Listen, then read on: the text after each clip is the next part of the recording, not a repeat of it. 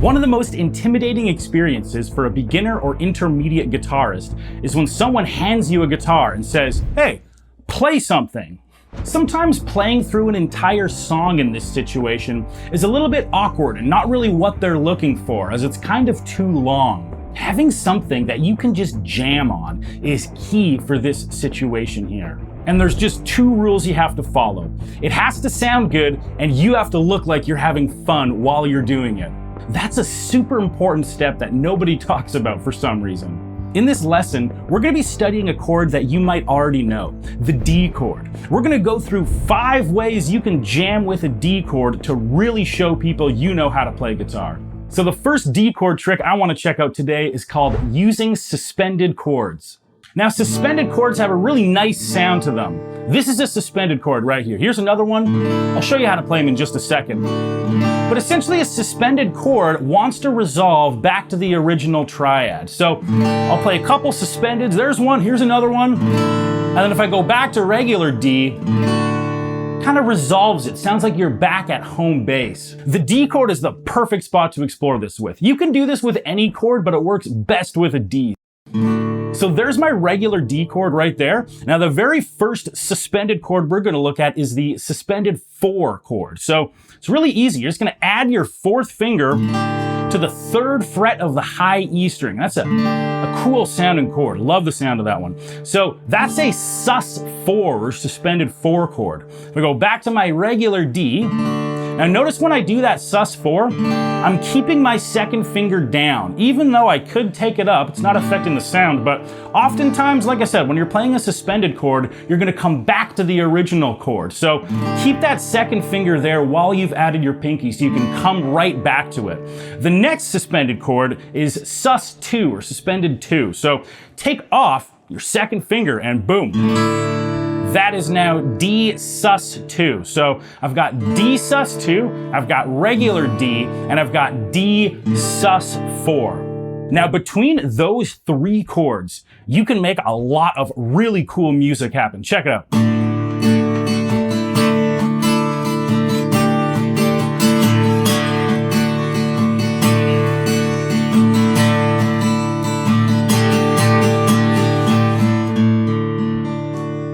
So you can just take any old strum pattern you know. I'm doing the down, down, up, up, down, up, and just start putting it on those chords. You can almost go between them randomly. So try playing around with that yourself. It's a ton of fun, sounds really amazing on the guitar, and it's a great way to impress someone. Tip number 2, the easy G chord. So there's another really cool G chord hiding right around this D chord. Check it out. All you have to do to turn this into a G chord is take off your 1st finger. Still strum those same 4 treble strings. It's technically a G major 7, but you don't have to worry about that. Just think about it as a G chord that sounds a little spicy. I love the sound of that G major 7 right there. So again, all you got to do is take off your 1st finger. So if you start playing around with your D chord, maybe a sus4, back, and here's a little G. All right, sounds awesome.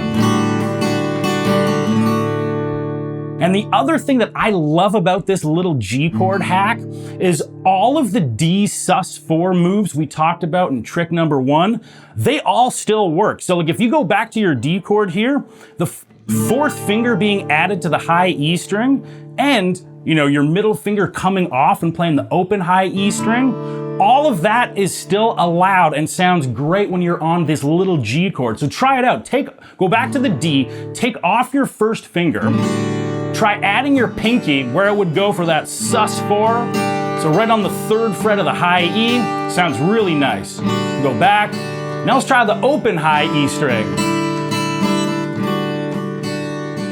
Really interesting sounds here, and the coolest part about this is when you start mixing this little G chord in with your D chord and the D sus4 moves, you get a whole bunch of cool sounds to play with. Check it out.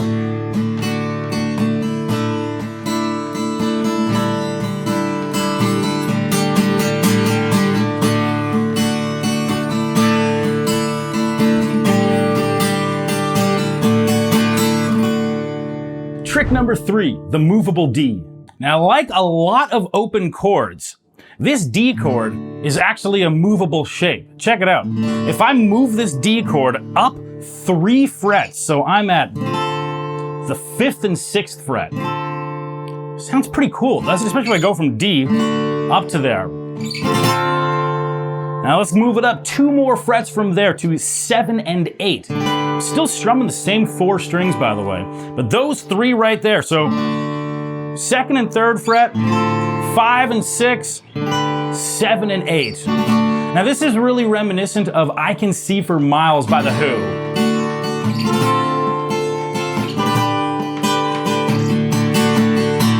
Classic sound. So if you want to take this D chord in a rock and roll kind of direction, hit those frets.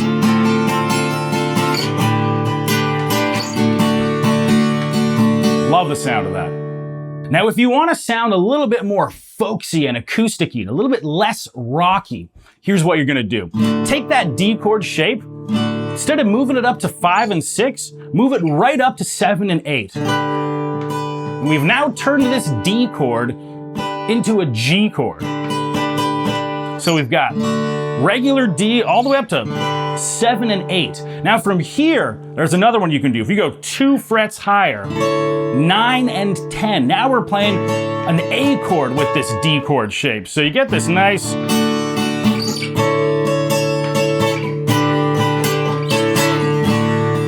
movable sound.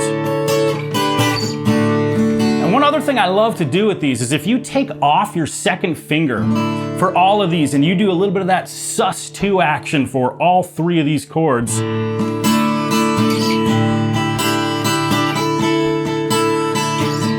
just beautiful. Now try mixing it up again.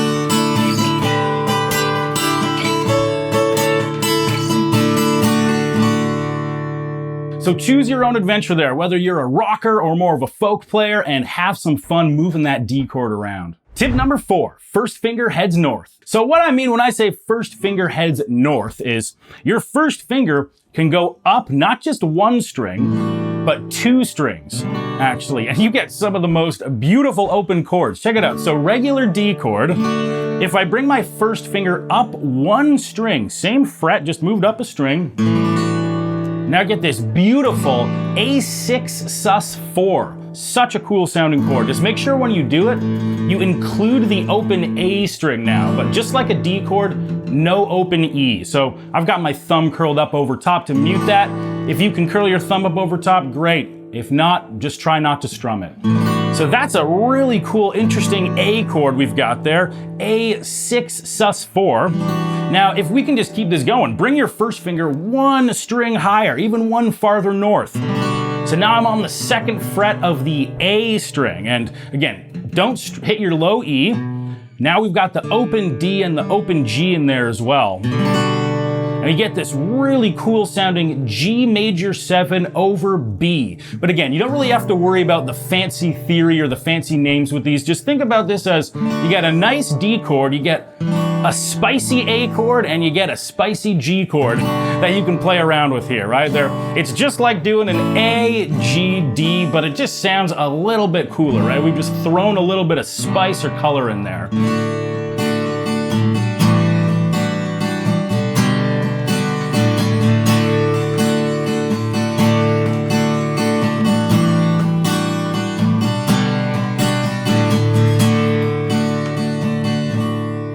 I'm begging you, please write a song with those chords and then send it to me. I would love to hear what you come up with. Tip number 5, adding scale notes. So you can start adding in some of these scale degrees. So a pretty advanced move is keeping this D chord down while you try to use your pinky and your first finger coming off the D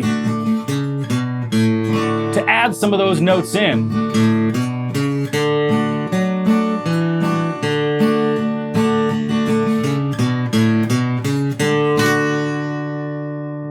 But something a little bit easier for you to grab right off the bat is actually just going to be to ditch the D chord and play some notes in the scale and then come back to the D chord. Now, I know this can be a little bit hard to pick up right away, so I've actually written a little part that I want you to practice, and I think you're going to grasp the concept by practicing this little song. So this little song is going to start on our D chord.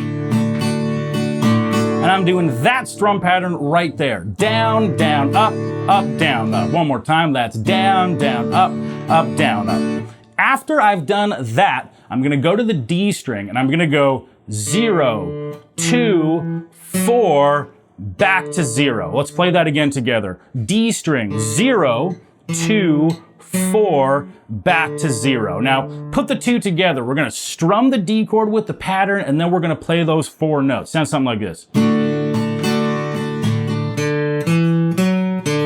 Again.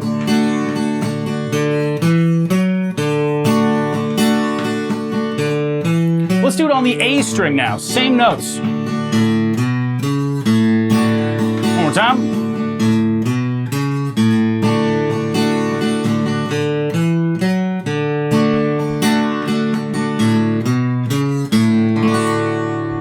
I love the sound of that when a guitar player does a chord and then a scale and then a chord and a scale back and forth. It's such a cool sound that will definitely impress whoever's watching you play. And one other thing I also want to say here is to start messing around with some hammer-ons and pull-offs with all this kind of stuff. There are a lot of cool things you can do with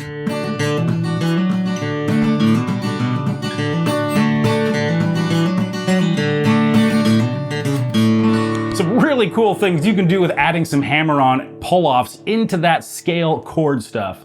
So if you're able to get down one of these 5 moves we talked about today and you're able to memorize it, have fun doing it, you'll never be lost or intimidated by that situation of somebody handing you the guitar and saying, play something. You'll always know what to do. You'll always have fun doing it. Now, if you're feeling like you're not progressing on the guitar the way you should, there's a good chance it's not your fault. I've built a custom training tool here to identify the #1 thing holding you back from progressing on the guitar, and in minutes from now, find out exactly what's holding you back from guitar and get a custom lesson to fix it. So click right here to take the quiz or head down to the description of this video.